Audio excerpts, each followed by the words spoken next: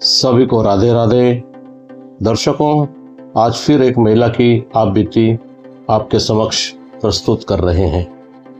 इन्होंने मार्गदर्शन की चाहत से यहाँ अपनी समस्या शेयर की है।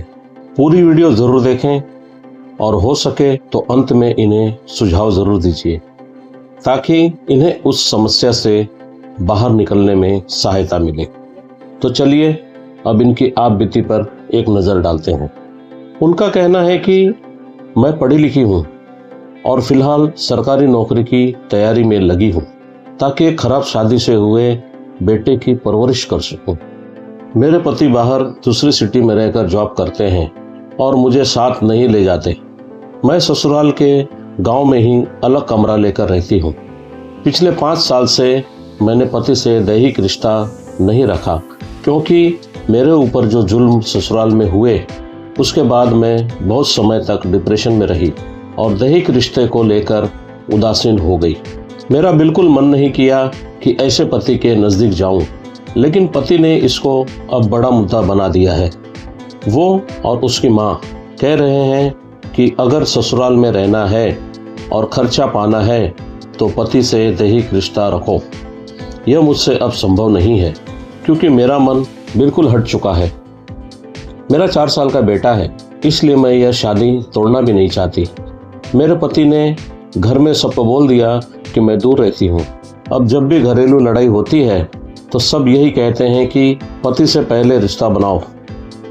मैं यह जानना चाहती हूँ कि क्या ससुराल में रहने के लिए पति के साथ दैहिक रिश्ता जरूरी है?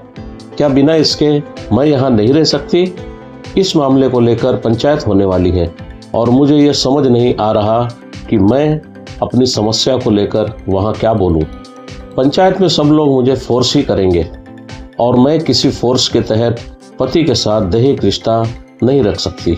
यह मुझसे संभव नहीं है। सब लोग यही कह रहे हैं कि शादी बचानी है तो यह सब करना ही पड़ेगा। मैं मेंटली स्ट्रेस में रहती हूँ। मैं ऐसा क्यों हो गई इसके बारे में बताना चाहती हूँ। मैं जब शादी करके आई तो वहाँ ससुराल में मुझे परेशान किया गया। पति ने किसी को कुछ नहीं कहा। 3 साल तक मैं टॉर्चर होती रही। प्रेगनेंसी के दौरान भी मुझे तंग किया गया। मैं फिर मायके चली गई थी और बेटा 1 साल का हो गया तब वहाँ से वापस लौटी। पति जब गांव आते तो मेरे साथ मारपीट करने लगते। मैं डिप्रेशन में जीने लगी और पति से दैहिक रूप से दूर होती चली गई। अब मैं इसके लिए बिल्कुल भी तैयार नहीं हूँ। मेरा मन बिल्कुल गवाही नहीं देता। मेरे अंदर जान देने के ख्याल आने लगे तो खुद को बचाने के लिए मैं गांव में ही अलग कमरा लेकर रहने लगी। फिलहाल मायके से भाई मेरा खर्च भेजते हैं। मैं ससुराल के घर के पास ही रहती हूँ। बेटे का खर्च पति भेजते हैं, लेकिन मैं बेटे की वजह से यह शादी भी नहीं तोड़ना चाहती। उधर सब लोग कह रहे हैं कि साथ रहना है तो दैहिक रिश्ता तो बनाना पड़ेगा। पति ने भी मेरी कोई बात नहीं सुनी और कभी इमोशनल सपोर्ट नहीं किया। सास भी अब बेटे को मेरे खिलाफ भड़काती रहती है, मेरे साथ गाली गलौज करती है। बेटे को सास ससुर या उसके पिता के पास नहीं छोड़ना चाहती क्योंकि फिर मेरा कोई अपना नहीं रहेगा तो किसके सहारे मैं जीऊँगी। मैं सरकारी नौकरी की तैयारी में लगी हूँ और बाहर जाकर कमाने का भी सोचा है, लेकिन वह रास्ता भी लंबा है।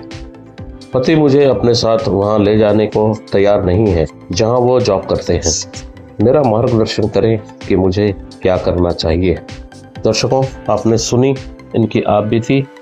हमारी इनके लिए ये सलाह है कि यदि आप किसी भी हाल में पति के साथ रहना ही नहीं चाहती तो आप तलाक ले लीजिए, क्योंकि पति के साथ रहेंगी तो शारीरिक संबंध तो बनाना ही पड़ेगा, वरना वो आपको क्यों रखेगा, और रख भी लेवे तो उसकी शारीरिक और मानसिक स्थिति और ख़राब हो जाएगी, या वह दूसरा विकल्प अपनाएगा, कहीं और मुंह मारेगा जिसे आप बर्दाश्त नहीं कर पाएंगी।